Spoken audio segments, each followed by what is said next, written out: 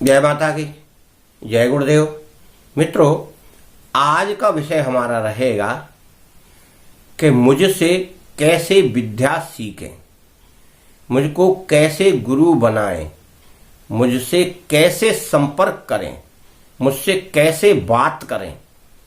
इन सब विषयों की जानकारी हम आपको देंगे और आप उसे सुनकर उसी प्रकार से कार्य करेंगे।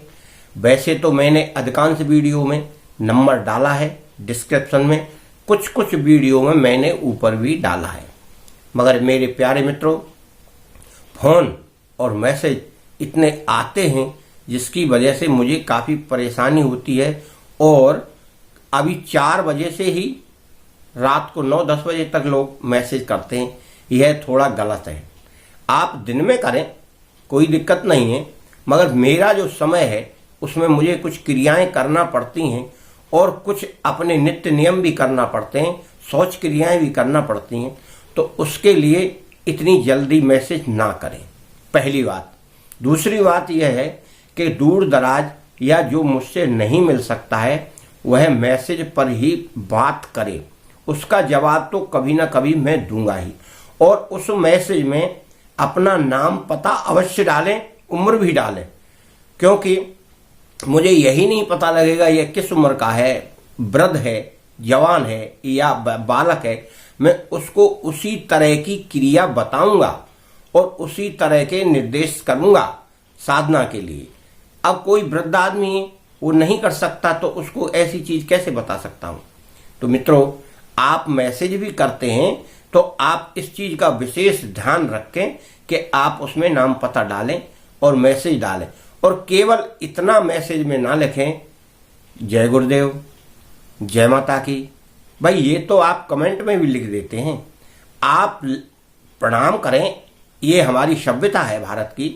और प्रणाम के बाद आप अपनी परेशानी उसमें डालें जिसका हम उसका उत्तर दे सकें।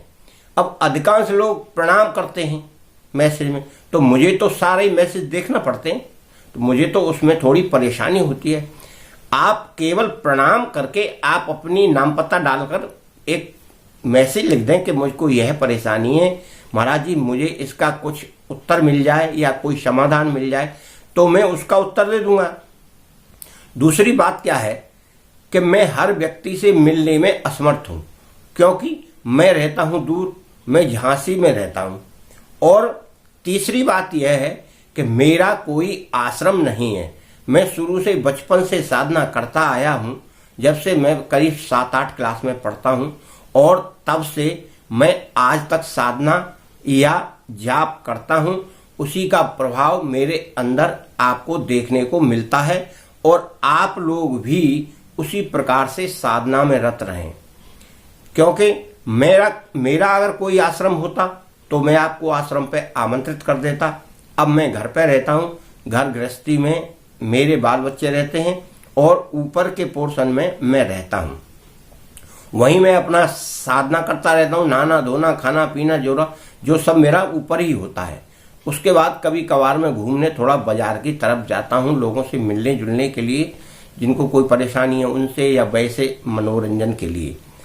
तो मेरे मित्रों, आप आने के लिए मैं ये नहीं कह रहा कि आप आ नहीं सकते, आप आ सकते हैं, पर अधिकांश समस्याओं का समाधान मैं वीडियो के द्वारा या मैसेज के द्वारा कर रहा हूं। आप वीडियो देखें, वीडियो में कोई बात समझ में ना आए तब आप या तो कमेंट करें या फिर मैसेज करके उसका जवाब हमसे ले सकते हैं। आपकी जो भी परेशानी होगी उसको बताया जाएगा, और जिसके बारे में मैं नहीं जानता हूं उसे मैं स्पष्ट मना कर देता हूं कि यह मैं नहीं कर सकता या मैं इसे नहीं जानता हूं। जैसे लोग ज्योतिष के बारे में पूछते हैं, परंतु मैं कुंडली देखना और ये ज्योतिष देखना नहीं जानता। जानने की बात तो ऐसी है, जानता तो बहुत कुछ हूं, पर मैं इस क्रिया को करता नहीं हूं। मैं एक ही क्रिया करता हूं, क्योंकि उसमें भी ग्रह नक्षत्रों की दशा रहती है और उसके भी उपाय पूजा पाठ ही होते हैं। परंतु एक है साधे सब सदे, सब साधे सब जाए, इसलिए एक को साध रखा है, वही सारे ब्रह्मांड को संभाले हुई है। तो मेरी माता जब मेरे साथ है तो मैं ग्रह नक्षत्र और ब्रह्मांड की दूसरी चीजों की क्यों पकड़ूं? आप भी अपने किसी एक इष्ट को पकड़ लें और उसी ब्रह्मांड की शक्ति से आपका साक्षात्कार हो सकता है। मैं ये नहीं कहता कि आप गायत्री माता को ही पकड़ें, आप किसी भी इष्ट देव को पकड़ें, उनका मंत्र का जाप करें, जैसे इच्छा हो वैसे करें। मैं ये नहीं कह रहा कि आप त्राटक करें, प्राणायाम करें, ये करें वो करें। आपको कोई सिद्ध महात्मा तो बनना नहीं है, आप गृहस्थी हैं, आपको गृहस्थी के हिसाब से जो साधन कर सकते हैं वह करें और उसका आपकी गृहस्थी में लाभ प्राप्त होगा। आपकी गृहस्थी सही ढंग से चलती रहेगी और आपके जो परिवार के लोग हैं वो भी सुख शांति समृद्धि को प्राप्त होंगे। भगवान में आस्था रखकर, आप विश्वास रखकर उनका ध्यान करें और आप किसी अंधविश्वास के चक्कर में ना पड़े कि कोई कह दे आपको रात को नदी पर जाना है, आपको ये शमशान में जाना है, ये करना है, वो करना है। ये सब ठगने वाले लोगों के चक्कर में आप पड़ेंगे तो आपका पैसा भी जाएगा। आपको थोड़ी परेशानी हुई घर में तो आप क्या कहने लगते हैं, हमारे घर में तो कोई भूत प्रेत आ गया। मित्रों, ऐसा नहीं होता, ये प्रकृति का चक्र है। आपको परेशानी अगर हो रही है तो प्रकृति के चक्र के कारण हो रही है और आपके बुरे कर्मों के कारण हो रही है, जो तो आपको भोगना ही है। तांत्रिक आएगा, आपको 10-20 हजार 50 हजार से चूना लगा जाएगा, मामला आपका वहीं की वहीं रहेगा। वो अपनी झोली में से निकाल कर ना तो आपको कोई धन दे देगा, ना आपको कोई सुख सौभाग्य की ऐसी माला देगा जो आप पहनकर सुख सौभाग्य को प्राप्त हो जाएं। आप करें तो केवल अपना साधन करें, विश्वास करें।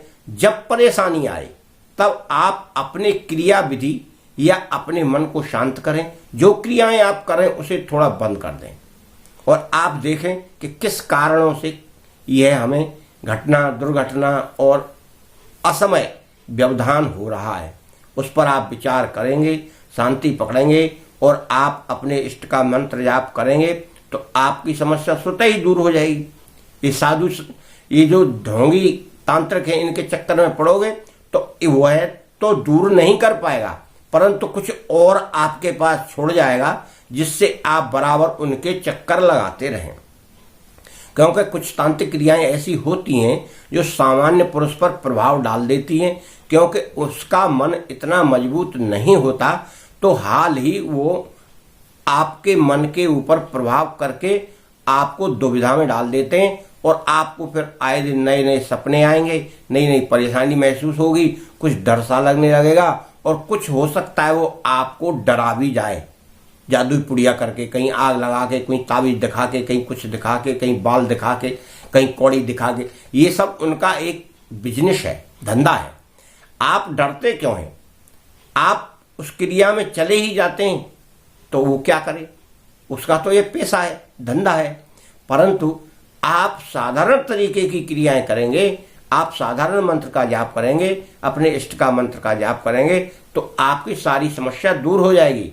मित्रों, आप ढोंगियों से बचें और मुझसे संपर्क करने का केवल यही एक रास्ता है, मैंने बताया। आप उससे मुझसे संपर्क करें, अपनी समस्या का समाधान करें। जय माता की। माता आपको, आपके परिवार को खुश रखे और दया दृष्टि रखे।